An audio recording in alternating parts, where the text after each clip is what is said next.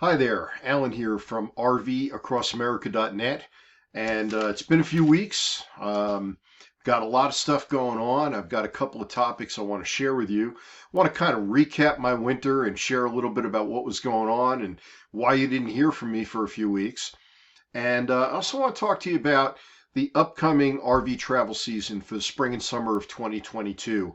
There's obviously a lot going on in our country and in the world that will impact us as RVers. And I have some thoughts and I have potentially some solutions. So let's get right into it. The post is going to be at rvacrossamerica.net /RV Life 2022. So once again, rvacrossamerica.net /RV Life 2022. Okay. So first of all, this past winter, for me, I've been in western Wyoming. I've been near Pinedale. I was a ski instructor at White Pine, and that turned out to be not the greatest experience on the planet.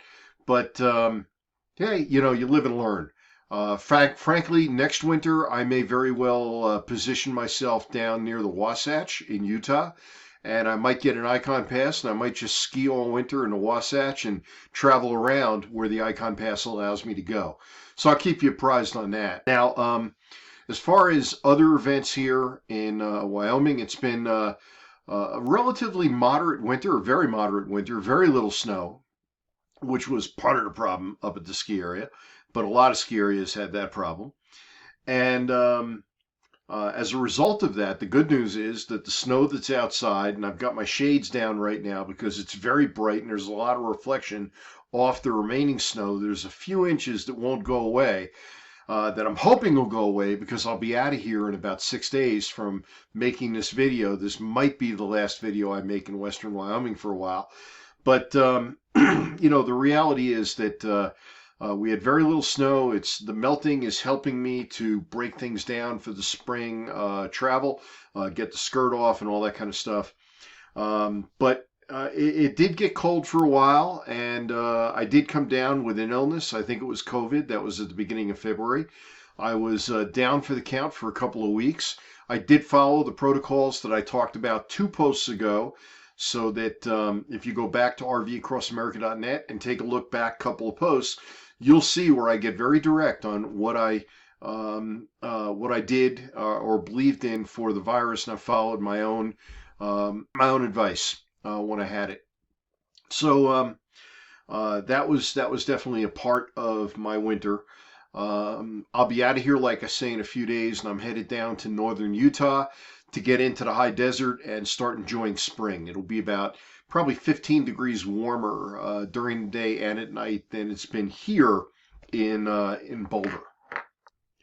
So if you're an RVer, let's talk about the 800-pound gorilla that's right in front of us for those of us that are planning on traveling this spring and summer. Clearly, there's been some changes in the last few months, quite dramatic changes in the last few weeks, and fuel prices are up very significantly. They may continue up quite a bit more.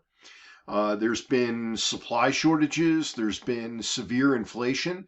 And in my post, which again is at rvacrossamerica.net /RV Life 2022, you'll find that I analyze each one of these, and I have suggestions for how you and I as RVers can mitigate our costs, our expenses as we travel.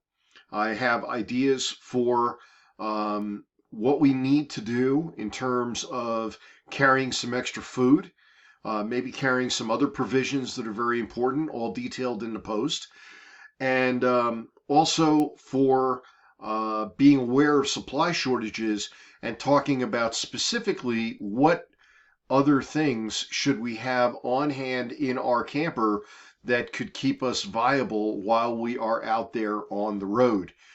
So all of those things appear at rvacrossamerica.net /RV Life 2022.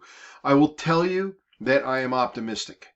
I will tell you I'm very optimistic. I believe that abundance and prosperity are literally around the corner, but we're going to go through a rough patch, a very rough patch in the interim. and it's going to have an impact. It's going to have an impact, but you can mitigate those impacts if you still want to be out there on the road, if you still want to be out there in an RV. Now, interestingly, many of you know that I run my own concierge RV buying and selling service, and I've seen some market changes over the past few weeks. It's now the middle of March when I'm recording this of 2022. And what I'm seeing, first of all, is that the ultimate seller's market for the last 2 years, where a seller could put anything on the market for whatever ridiculous price they were asking, that is coming to a close very quickly. It's becoming a buyer's market, in fact. Buyers, I've had several buyers that I've been speaking with as clients of mine that we're getting more aggressive in the offers that we're putting out to sellers. And in some cases, sellers are still in shock. They're in denial. In other cases, sellers are beginning to realize, hey, I've got a deal if I want to make a deal. In the case of sellers, I've got a couple of sellers, a couple of folks that have campers that they're relying on me to help them get rid of. And it's dried up. There's just very little activity. So these are things that you need to be aware of. If you're thinking of selling your camper, or if you're looking to buy a camper, by all means, feel free to get in touch with me. My contact info is over on the post. But these are things that are changing rapidly as we speak in the middle of March.